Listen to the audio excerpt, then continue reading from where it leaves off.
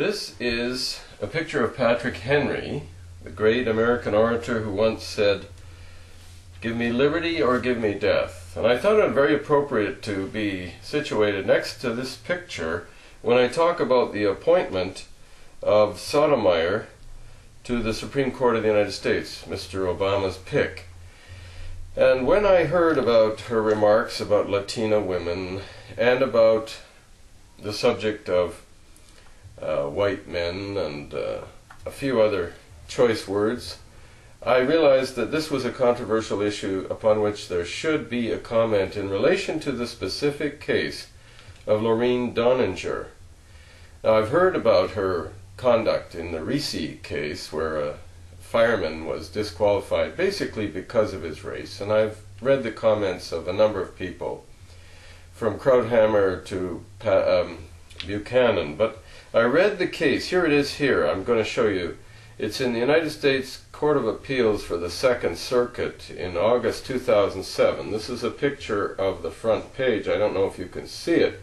But in any event, what I noticed about it is so similar to the creeping mission of the Canadian Human Rights Tribunal system.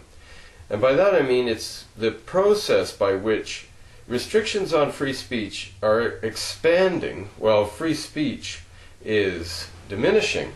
And by that I specifically mean, and I'm reading from page 13 of the judgment, the court finds that it's not clear, however, that Fraser applies to off-campus speech. What we had here was a student in an off-campus statement made a comment that could be received and could be received in the campus or college or high school where she was a student. And so what Sotomayor, and among that group she was, 3 judges, she was one, they said that so long as it is likely to come to the attention of the school authorities, it doesn't matter where it is in the larger community.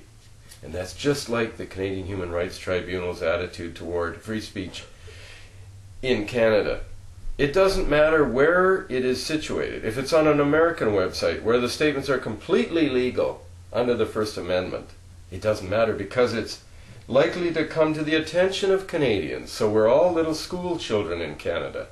And my friends in the United States, keep in mind, it won't be too long before people like Sotomayor make it you who is the student in the high school. Whether you're in the high school or not, it could come to the attention of the school authorities. You could influence the vulnerable. You could actually affect the minds of kindergarten students with some of your speech. Therefore, you must all be treated like kindergarten students. And that's what we are in Canada. We are all assumed to be incapable of making intelligent choices for ourselves. We must have the Human Rights Tribunal decide for us, and if Sotomayor and others limit free speech as they did in this case, then you'll all be school children again, all be subject to the regulation that's applicable to school children, whether you're in school or not. And they come to the conclusion that Avery, that was the lady whose postings could, quote, foreseeably create a risk of substantial disruption within the school environment. Can you imagine? Your words might create a substantial disruption within the school environment or in the kindergarten environment or in some environment, therefore you must be restricted.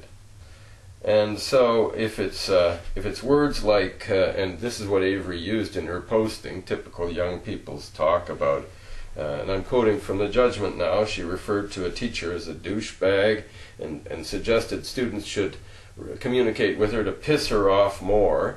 Well, if that's all that she did, is that a justifiable limit on her free speech because it said somewhere in the community? Think about it, my friends. America's free speech is just as vulnerable as Canada's. The Human Rights Tribunals of Canada have made us all into infantile people, unworthy to be trusted with the decision of any speech at all that might be controversial, particularly about race, religion, ethnic origin, sex, sexual orientation, physical or mental disability, or marital status. Imagine how many more categories they could create.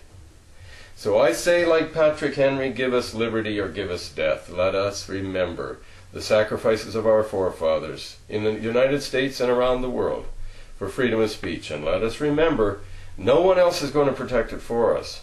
unless we protect it for ourselves. Free the West.